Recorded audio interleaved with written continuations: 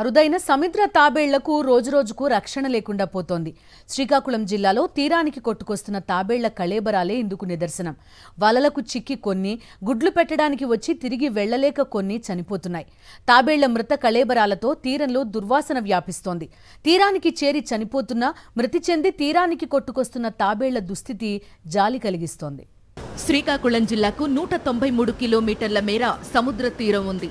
ఇక్కడి ఇసుక తిన్నెలు, వాతావరణం, సముద్రంలో నుంచి వచ్చి తిరిగి వెళ్లడానికి అనువైన పరిస్థితులు ఉండడంతో అరుదైన సముద్ర తాబేళ్లు, ఆలివ్ రిడ్లేలు పెద్ద ఎత్తున వస్తుంటాయి.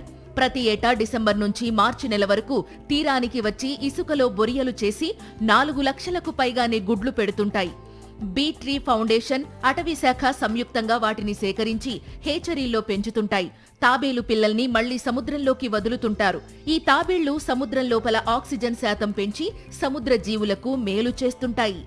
సముద్ర పర్యావరణానికి ఎంతో మేలు చేసే తాబేళ్లకు కష్టకాలం దాపురించింది. శ్రీకాకుళం జిల్లా తీరంలో ఎక్కడ చూసినా తాబేళ్ల మృత కళేబరాలు కనిపిస్తున్నాయి. కొన్ని చనిపోయి తీరానికి కొట్టుకు వస్తుండగా మరికొన్ని తీరానికి చేరి చనిపోతున్నాయి. కళేబరాలను కుక్కలు, పక్షులు పీక్కు తినడంతో దయనీయ స్థితిలో కనిపిస్తున్నాయి. గుడ్లు పెట్టేందుకు తీరానికి వచ్చే సమయంలో కొన్ని తాబేళ్లు చేపల వలలకు చిక్కి చనిపోతున్నాయి. వలలను సుమారు 20 నుంచి 30 కిలోమీటర్లు లాక్కువస్తారు. ఆ సమయంలో వలలకు చిక్కిన తాబేళ్లు చనిపోతున్నట్లు మత్స్యకారులు చెబుతున్నారు. తాబేళ్ళు మనం వల్ల వేస్తాం, వాళ్ళకి వేడి తెలిసే చుట్టేసి చనిపోవడం. మన నైట్ 12-1 గంటకి వెళ్తాం, మనం వల్ల వేసేస్తాం. వల్ల వేసిన తర్వాత వేట్ అవుతున్నవి అని చుట్టుకొంతున్నవి, చుట్టుకొని చనిపోతున్నవి. అవి చనిపోయి మనము ఇక్కడ మనం తెచ్చినా మనకి సుఖం లేదు. అవి మనకి పని చేయవు. తప్పనిచ్చే నీటిని వదిలేయడము అవరాగా పొంగిపోయేది తెలిసి చచ్చిపోయి పొంగిపోయి ఒడ్డు చేరేస్తాను. తాబేళ్ళు అనుకుంటే అది వాళ్ళకి తగిలేసి ఇలాగా చనిపోయి వచ్చినవే, కొన్ని అయితే అందులో జీవంతో వచ్చినవే ఆవస్థ తప్పించి నీటిలో వదిలేయడం అవుతుంది సార్. వదిలేయడము అది ఫ్రెష్ బాగానే ఉంటుంది.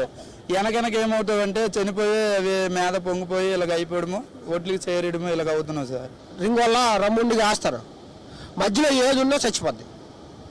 రింగ్ వల్ల మాత్రం మా డేంజర్.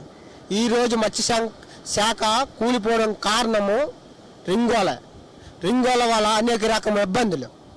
ఇక్కడ డిమత్స్యలేశం పంచాయతీలో రింగోల ఆగలేదు. ఇక్కడ ఇచ్చర్ల మండలంలో ఎక్కడ రింగులలో ఆగలేదు. రింగుల వల్ల చాలా ఇబ్బందులు పడిపోవడము వస్తుంది. సముద్రం అడుగున ఉండే తాబేళ్లు 45 నిమిషాలకు ఒకసారి నీటిపైకి వచ్చి గాలి పీల్చుకుని మళ్లీ సముద్రం అడుక్కు వెళ్లిపోతాయి. గుడ్లు పెట్టేందుకు తీరానికి వచ్చే సమయంలో గాలి పీల్చుకోవడానికి సముద్రంపైకి వస్తున్నప్పుడు తాబేళ్లు వలలకు చిక్కుతున్నాయంటున్నారు. తీరం వెంబడి ఉన్న పరిశ్రమల నుంచి విడుదలయ్యే కాలుష్య జలాల వల్ల కూడా తాబేళ్లకు అపాయం కలుగుతోంది.